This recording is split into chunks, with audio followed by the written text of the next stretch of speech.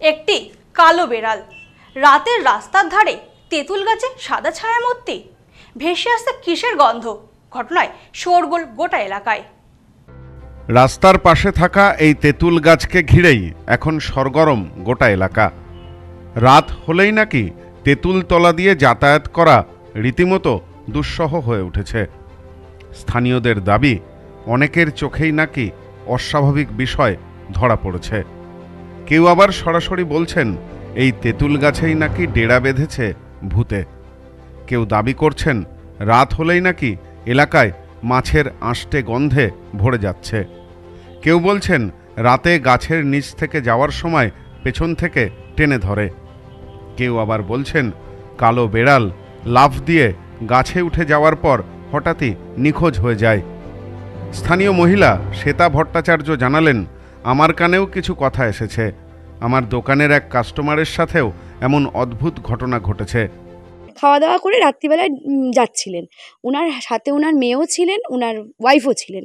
এবার ঘটনা যেটা হচ্ছে যে উনি একটু ডিস্টেন্সে ছিলেন, মানে আগে পিছে। তা যখন এই মোড়টা থেকে ক্রস করছেন তখন উনি হঠাৎ করে দেখছেন গাছটা নড়ছিল। তা উনার হয়তো মনে হয়েছে যে গাছটা কেন, কোনো হাওয়া নেই কিছু নেই, গাছটা কেন নড়ছে। উনি ভেবেছেন প্রথমে কোনো মানে বাদুড় বা কোনো হনুমান কেউ বসা আছে, কিন্তু উনি দেখেছেন সেটা না, সেটা উনি একটা যে মানে উনি বলছেন উনার বক্তব্যে যেটা বোঝা যাচ্ছে যে কোনো হয়তো ভূত জাতীয় কোনো কিছু বসা।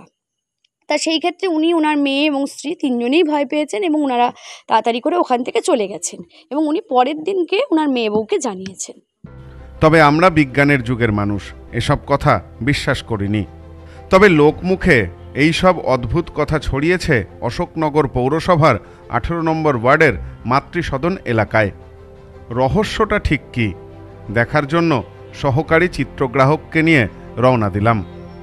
অন্ধকার রাত, যতই গাছের দিকে এগোতে থাকলাম অদ্ভুত শব্দ কানে এলো, যেন ঘুঙুর বাজছে। দূর থেকে আলোর শিখা নজরে এলো, আর একটু কাছে যেতেই বিষয়টি আরও স্পষ্ট হলো। তেঁতুল গাছের তলায় মোমবাতি জ্বালিয়ে গান গাইছেন দুজনে।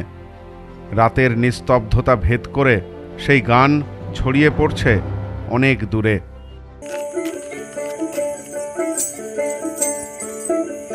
ভূতের রাজা দিল বর, ভূতের রাজা দিল বর, জবর জবর তিনবর।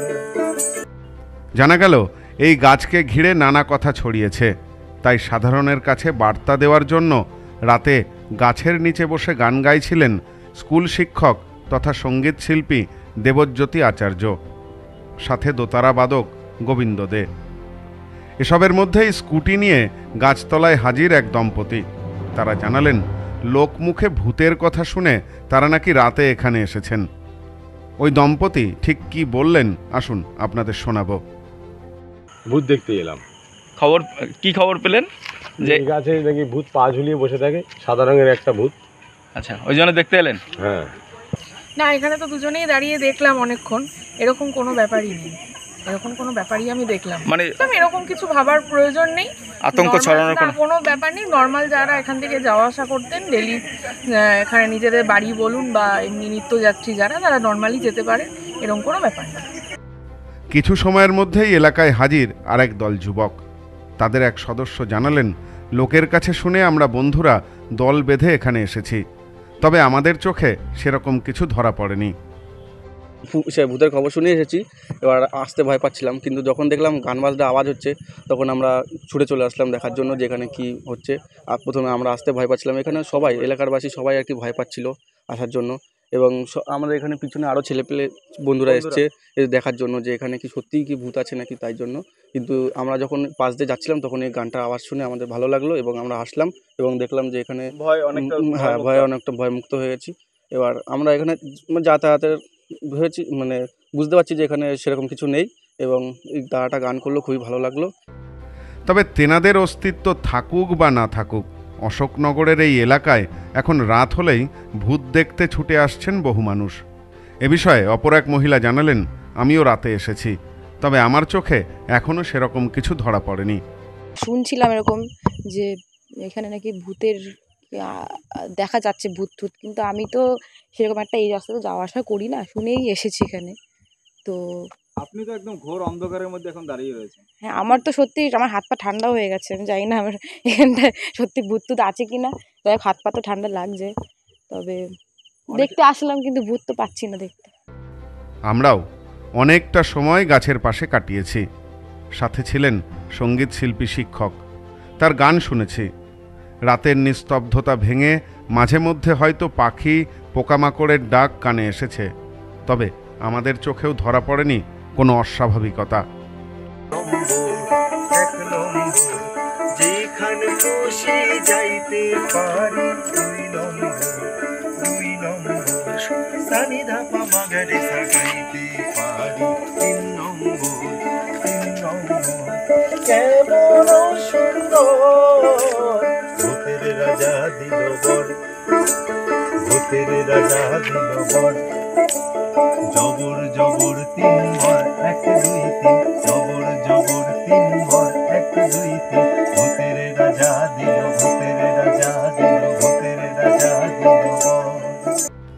এ কথা শোনার পর বিজ্ঞান মঞ্চের সদস্যদের দাবি এসব সবই কুসংস্কার। একই দাবি আমাদেরও। নিউজ নোম্যান্সল্যান্ড কখনো কোনো কুসংস্কারকে প্রশ্রয় দেয় না। Bureau report, news no man's land, Ashoknagar.